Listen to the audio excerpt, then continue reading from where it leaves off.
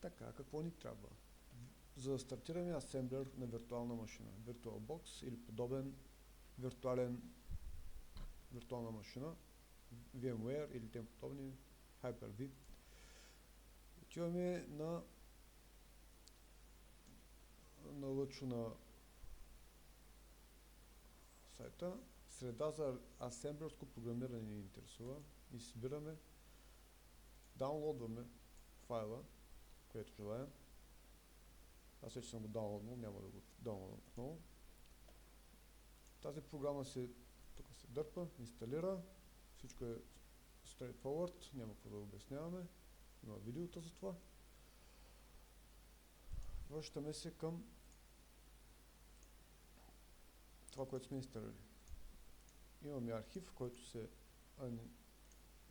разархивира.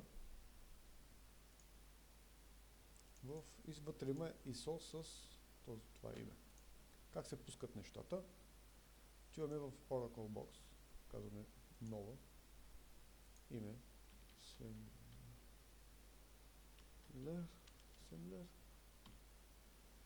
не, order, избира DOS, това е което ни трябва, даваме напред, 32 мегабайта е много, седи така, няма значение, напред, не ни трябва виртуален твърд диск. Създаваме. Продължаваме.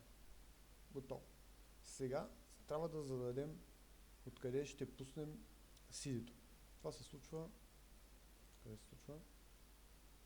Настройки. Имаме съхранение. Празно. Тази иконка. Аз съм го намерил тук. Можете да избира се от тук. Намира се. Където е мястото. Избира. Отвори. Окей. Старт. Това е цялата схема. Сега ще помислим. Вече сме в идеето. И може да направим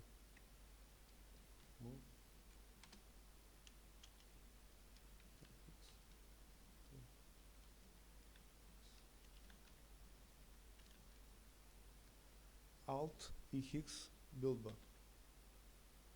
Съответно, като дадем